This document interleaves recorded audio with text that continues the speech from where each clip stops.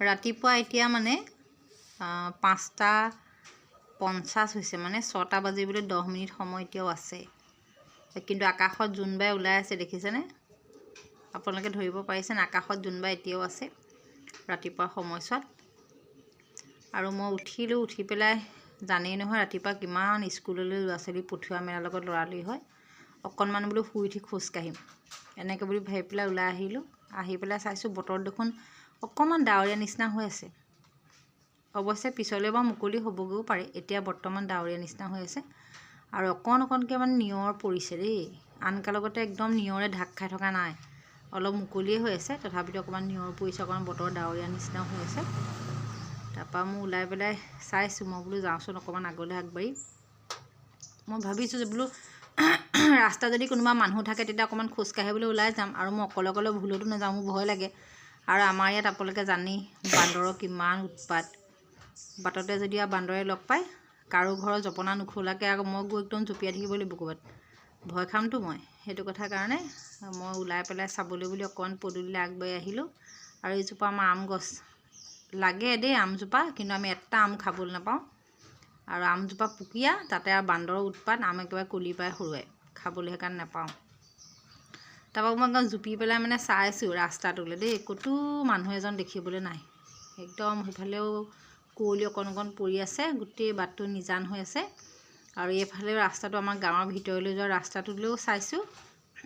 দোকানখন অকণমান লাহে লাহে খুলিব, এতিয়া নুখুলে বাৰু।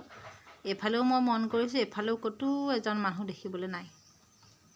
তাৰপিছত মই ভাবিলোঁ এতিয়া আৰু মই এনেকৈ ওলাই পেলাই পদূলিৰ জপনা খুলি বাহিৰলৈ নাযাওঁ, কাৰণ মানুহ যেতিয়া কোনো ওলোৱাই নাই, মই অকলে অকলে ৰাস্তাত কি কৰিমগৈ। সেইদিন ভাবি পেলাই মই আকৌ উভতি পেলাই ঘৰৰ ভিতৰলৈকে আহিলোঁ।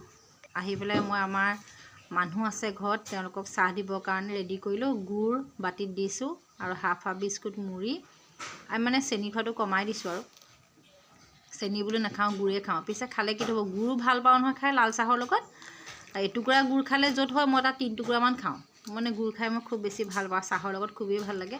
তাৰপৰা আজি তেওঁলোককো গুড় মুড়ি আৰু বিস্কুট দি চাহ দিবলৈ বুলি উলিয়াই ৰেডি কৰিছোঁ। আৰু মই ইয়াৰ পৰাই আপোনালোক সকলোকে মোৰ চেনেললৈ স্বাগতম জনাইছোঁ, মানে মোৰ ফেচবুক পেজলৈ আপোনালোকক সকলোকে ৱেলকাম কৰিছোঁ। আৰু আপোনালোকে ভিডিঅ'টো শেষলৈকে চাই থাকিব। আৰু যিহেতু ভিডিঅ'টো ইমান বেছি দীঘলীয়া মই নকৰোঁ, মোৰ মানে ইমান গাটো ভাল নাই দেই আজি। এই আটা মানে বনাই লৈছোঁ। আৰু মোৰ ৰুটি দেখিছেই নহয়, সকলো মানুহে ঘূৰণীয়া ঘূৰণীয়া ৰুটি বনায়, মোৰ ৰুটি যেনি তেনি যোৱা। মই ঘূৰণীয়াকৈ ৰুটি বনাব আজিলৈকে নাজানো।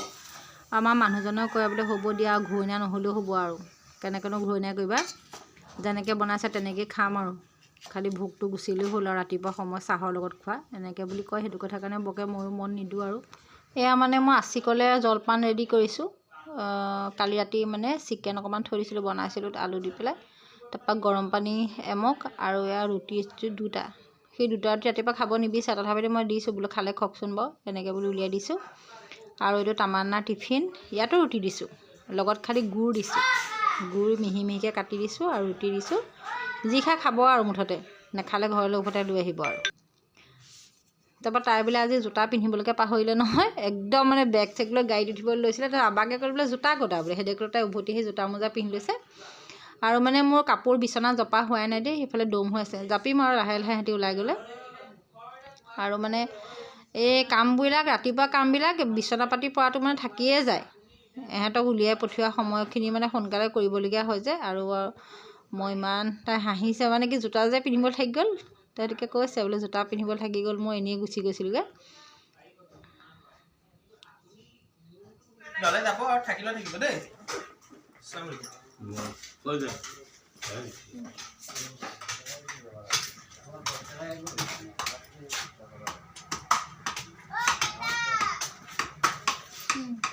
মানিক উঠি দিয়া, মানিক উঠি দিয়া বাটৰ পৰা।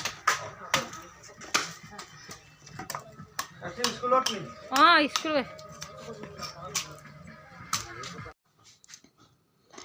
আজি মানে আমাৰ আচিকৰ স্কুল বন্ধ, তথাপিতো মানে এতিয়া প্ৰজেক্টৰ কিবা কাম দিছে ছ'চিয়লজিৰ। সেই কথাৰ কাৰণে তাহাঁতি আজি মানে লগৰ ল'ৰা ছোৱালীবিলাক চব আহি পেলাই সোণাৰী গাঁৱত গোট খাব, তাৰ লগৰ ছোৱালী ঘৰত। তাহাঁতি তাতে মানে ফিল্ড ষ্টাডিৰ কাৰণে গোট খাই পেলাই যাব। তাৰপৰা আবাকে নি পেলাই তাক সোণাৰীগাঁও আলিমত, আমাৰ কাকজান সোণাৰীগাঁও আলিমত থৈ আহিবগৈ। সেইদেবি তাক লগতে লৈ গৈছে। তাহাঁতি সকলোবিলাক আহি 9:30 বজাত সোণাৰী গাৰ্ডেনত উপস্থিত হ'ম বুলি কৈছে। আৰু সেইটো কথা কাৰণে আমাৰ আশিকৰ মানে কি সময় আৰু সময় টাইম টু টাইম মানে সি যিটো সময়ত ক'ব কথা সেইটো সময়ত কৰিবই লাগিব, সেইকাৰণে গৈছে। আৰু এয়া আমাৰ তামান্নাহঁত গ'ল, গৈ পেলাই আমাৰ ৰুকসানা যে আমাৰ ওচৰৰ ৰুকসানাক গাড়ীত তুলি লৈছে। তাই মানে সদায় বা আনকালে খোজকাঢ়ি যায়, তাৰপৰা আজি আকৌ মাকে বোলে ফোন কৰিলে লগতে আমাৰ লগতে লৈ যাবলৈ ক'লে। সেই কথাৰ কাৰণে মই লৈয়ে যাওক বাৰু লগত, আমাৰ অকণমান দেৰি হয় যাওঁতে, তাই আকৌ সোনকালে যাবলৈ বিচাৰিব নহয়, সেইটো বুলি ভাবি পেলাই ক'লোঁ কথাটো অথনি তেনেকৈ। তাৰপৰা এয়া আকৌ মই বনাইছোঁ ডিম মানে পিঁয়াজ মিহি মিহিকৈ কাটি ভাজি ল'লোঁ, তাতে ডিম 2টা দি পেলাই ভুজিয়া নিচিনা বনাইছোঁ। এইটো এগ ভুজি নে কি বুলি কয়। আমাৰতো ইমান পাৰফেক্ট হোৱা নাই আৰু আমি ইমান আমি যধে-মধে তেনেকৈ আৰু চব কথা নাজানো নহয় কৰিব, আমি এনেই খোৱা মানুহে খাওঁ আৰু। বনাইছোঁ মানে ৰুটি বনাইছোঁ যে লগত খাবৰ কাৰণে। আমাৰ ঘৰত আজি আৰু 2জন আলহী আছে, কিন্তু আপোনালোকক দেখুওৱা নাই। আলহী দেখুওৱা নাই মানে কি আলহী এগৰাকী শুই উঠা নাই আৰু এজন শুই বহি আছে, চাহ খালে বাৰু ৰুটি চুটি খাব, তাহাঁতৰ কাৰণে বুলি বনাইছোঁ।